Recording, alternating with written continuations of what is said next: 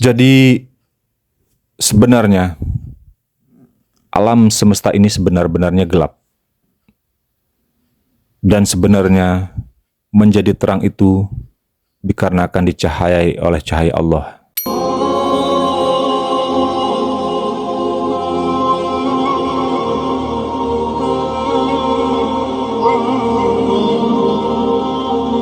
Bismillahirrahmanirrahim. Assalamualaikum warahmatullahi wabarakatuh. Alhamdulillahillazi arsala rasulahu bil huda wa dinil haq liyudhhirahu ala dini kullihi wa kafa billahi syahida. Asyhadu an la ilaha illallah wa asyhadu anna Muhammadar Rasulullah. Allahumma sholli ala sayyidina Muhammad wa ala alihi washabihi ajmain, amma ba'du. Para sobat Majelis Zikir, insan kamil yang dirahmati Allah di mana saja berada, semoga kita senantiasa diberikan kesehatan oleh Allah Subhanahu wa taala. Amin ya rabbal alamin. Kembali kita pada kajian ini untuk membahas masalah musyahadah itu adalah awal daripada beragama. Musyahadah adalah kata yang biasa kita gunakan dalam Islam yang berhubungan untuk menyaksikan Allah. Kata ini banyak kita temukan di dalam Al-Quran, seperti di dalam beberapa ayat Allah berfirman, misalnya di dalam surat Al-Baqarah 115, yang artinya kemanapun engkau menghadap, di sanalah wajah Allah. Kemudian dalam ayat yang lain Allah berfirman, dalam surat Al-An'am ayat 79, sesungguhnya aku hadapkan wajahku kepada Zat yang menciptakan langit dan bumi dengan penuh kepatuhan. Jadi sebenarnya alam semesta ini sebenar-benarnya gelap. Dan sebenarnya menjadi terang itu dikarenakan dicahayai oleh cahaya Allah. Ini yang dimaknai bahwa Allahu nurus samawati wal ardh. Karena itu, siapa saja yang melihat alam semesta ini, namun dia tidak dapat menyaksikan Allah di dalamnya, atau di sisinya, atau di sebelum dan sesudahnya, benar-benar ia telah dikaburkan dari wujud cahaya Allah itu, dan tertutup dari matahari ma'rifat oleh mendung-mendung duniawi semesta ini yang menghalanginya. Padahal hakikatnya, cahaya yang menyinari ini sampai terlihat oleh mata kita tentang semua yang ada ini, apa yang kita lihat ini, telah dijelaskan di dalam surat An-Nur ayat 35 bahwa Allah berfirman, yang artinya Allah pemberi cahaya kepada langit dan bumi. Sesungguhnya Allah lah yang memberikan cahaya pada langit dan bumi ini. Perumpamaan cahaya Allah itu adalah seperti sebuah lubang yang tak tembus, yang di dalamnya ada pelita besar. Pelita itu di dalam kaca, dan kaca itu seakan-akan bintang yang bercahaya seperti mutiara, yang dinyalakan dengan minyak dari pohon yang berkah, yaitu pohon zaitun yang tumbuh tidak di sebelah timur dan tidak pula di sebelah baratnya, yang minyaknya saja hampir-hampir menerangi walaupun tidak disentuh api. Cahaya di atas cahaya, Allah membimbing kepada cahayanya siapa yang dikehendakinya, dan Allah memperbuat perumpamaan-perumpamaan bagi manusia, dan Allah Maha mengetahui segala-galanya. Begitulah Allah mengkhabarkan tentang perumpamaan cahaya Allah ini.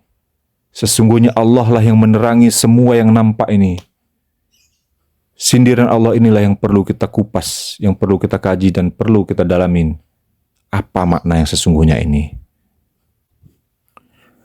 Nah, untuk dapat memahami ayat di atas, haruslah dengan ilmu ma'rifatullah, yang telah ditanamkan ke dalam dada kita itu suatu ilmu musyahadah. Ilmu musyahadah ini memang harus ditanamkan ke dalam dada kita terlebih dahulu, baru kita mampu memahami ayat-ayat yang berhubungan dengan musyahadah ini. Ilmu yang ditanamkan tersebut adalah ilmu musyahadah melalui kolbu yang ada di dalam dada kita itu, yang telah diajarkan oleh baginda Nabi Muhammad SAW kepada para sahabatnya dan diwariskan kepada ulama-ulama pewaris Nabi sampai saat ini. Soal menyaksikan Allah ini atau musyahadah ini sangat erat kaitannya dengan tersingkapnya tirai hijab yang menghalangi diri hamba dengan Allah itu sendiri. Walaupun sebenarnya Allah sesungguhnya tidak bisa dihijab oleh apapun. Karena jika ada hijab yang bisa menutupi Allah, berarti hijab itu lebih besar dan lebih hebat dibanding Allah itu sendiri. Namun, ungkapan ini hanya merupakan kiasan untuk menyadarkan manusia itu sendiri dari kebodohan dan ketidaktahuannya tentang membaca alam semesta ini dan membaca dirinya sendiri untuk menemukan Allah itu sendiri. Kesadaran jiwa bahwa Allah Subhanahu wa Ta'ala senantiasa selalu melihat kita terus-menerus dengan ilmu kolbu yang telah ditanamkan itu, maka akan menimbulkan pantulan pada diri kita sendiri yang akan membukakan mata hati kita pada sir untuk memandang Allah itu.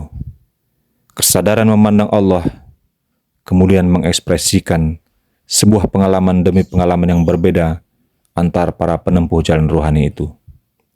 Sesuai dengan tingkat kaji yang mereka pelajari tentunya.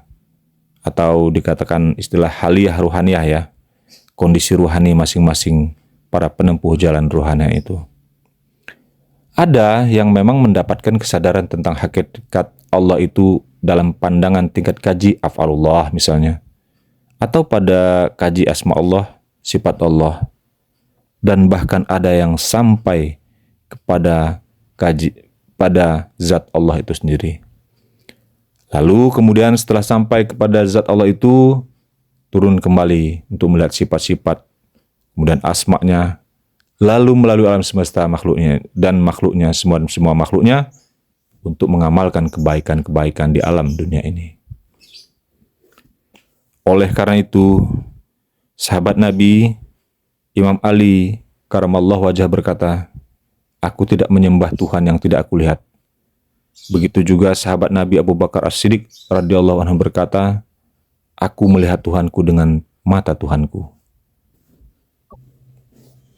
Dari ungkapan-ungkapan sahabat tersebut dapat kita maknai bahwa hanya dengan mata ilahi kita bisa melihat Allah itu. Yang dimaksud dengan mata ilahi itu adalah mata hati kita yang diberi hidayah dan inayah oleh Allah Subhanahu wa Ta'ala untuk terbuka. Kalau tidak diberi hidayah dan inayah dari Allah untuk terbuka, maka dia tidak akan pernah terbuka.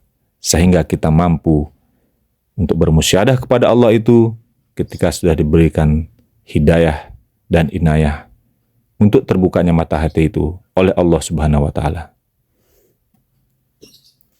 Dan sekali lagi kami katakan bahwa satu-satunya ilmu yang dapat membawa kita untuk dapat bermusyahadah secara sempurna kepada Allah itu tidak lain dan tidak bukan adalah harus mempelajari ilmu hakikat. Karena di dalam ilmu hakikat itu ada pelajaran kolbi yang ditanamkan seorang mursyid pewaris Nabi kepada kita yang mempelajarinya dari salah satu tarekat yang mereka tempuh. Sehingga setelah kita memahami dan mendapatkan ilmu pelajaran musyahadah ini, barulah kita dapat menetapkan Tuhan itu. Barulah kita dapat bertuhan dengan sempurna. Barulah kita dapat bertuhan dengan sebenar-benarnya bertuhan. Baru kita beribadah kepada Allah itu dengan sebenar-benarnya ibadah. Makanya dikatakan musyahadah itu adalah awal dari sebuah agama itu sendiri. Jadi kalau kita beragama tanpa memahami musyahadah, apa yang mau kita sembah? Siapa yang mau kita sembah selain angan-angan dan pikiran kita belaka? Semoga kita semua dapat dimudahkan untuk menemukan seorang mursyid yang akan membimbing kita untuk mendapatkan ilmu musyahadah ini sebelum umur kita habis, sebelum ajal kita tiba. Amin ya Allah, amin ya Rabbal Alamin. Bilahud, taufiq wal hidayah. Assalamualaikum warahmatullahi wabarakatuh.